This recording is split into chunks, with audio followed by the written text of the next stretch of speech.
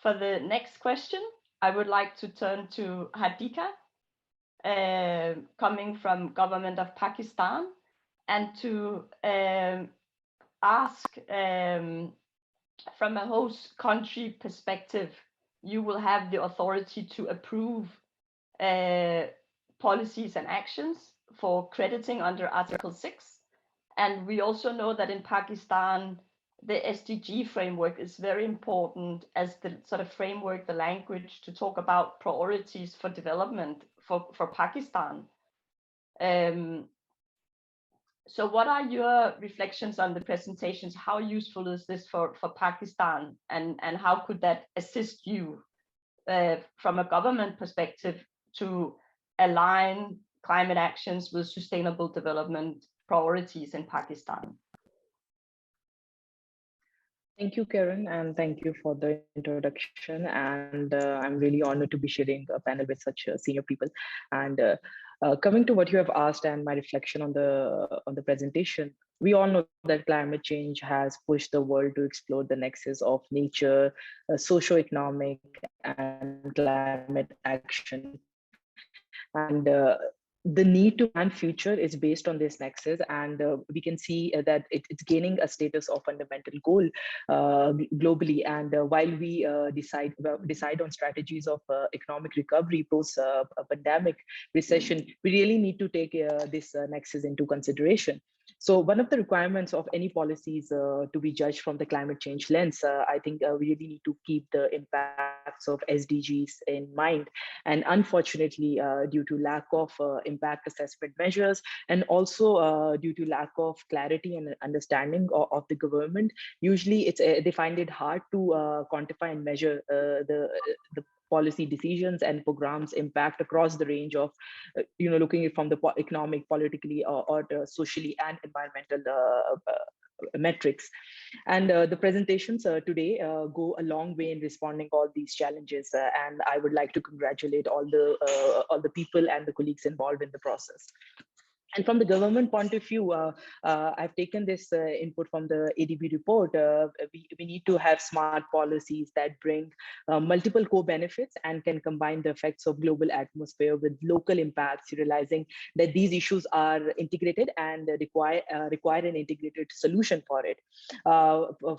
For example, if you talk about a ITMOS project under carbon market, if it's an renewable energy project, it won't just reduce the emissions, but it will also have impacts related to energy security, job creation.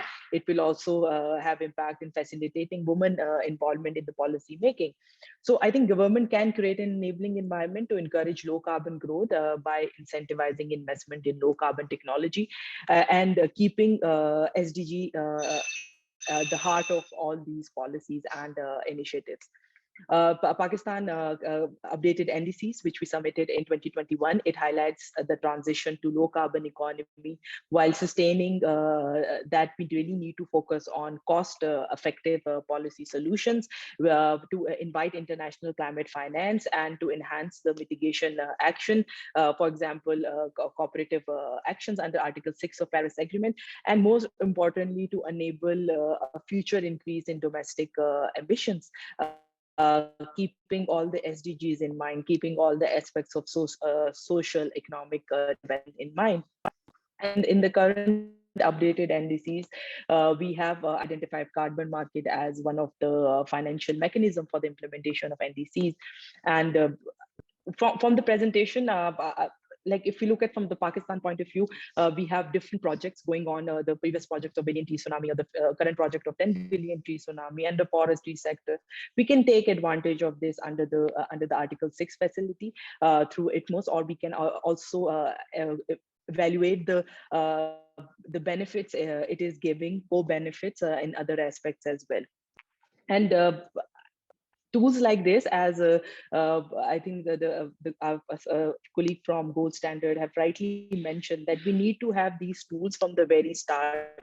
Government, when enabling environment, they should encourage to look at the project from all the SDGs point of view from the very start, from the early stage, so that the outputs and the benefits can be maximized when the project is implemented. And but I think the core challenge remains the availability of data, or the research, or the understanding of the impact of policies or actions across the whole of SDGs. And the presentations and the tools and the assessments which was presented by our fellow colleagues will play a very important role in future in the government planning. And this is one of the areas which was at the gap and which can be filled if we have these kind of tools in the future planning for the projects of climate change. We can insert these tools and maximize the co-benefit, and keeping all SDGs in mind.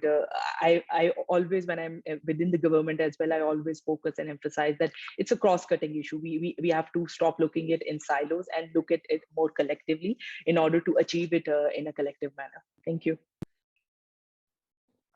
Thank you, Hadika. That's very encouraging to hear, because in my experience, it was a lot about silos in the past. And I think that as we are moving from Kyoto to Paris, I think we are moving towards a more harmonized, holistic approach that I welcome very much. And as I said before, the Glasgow decisions for Article 6, I think they give us the rules, the enabling framework to now implement. But the next question I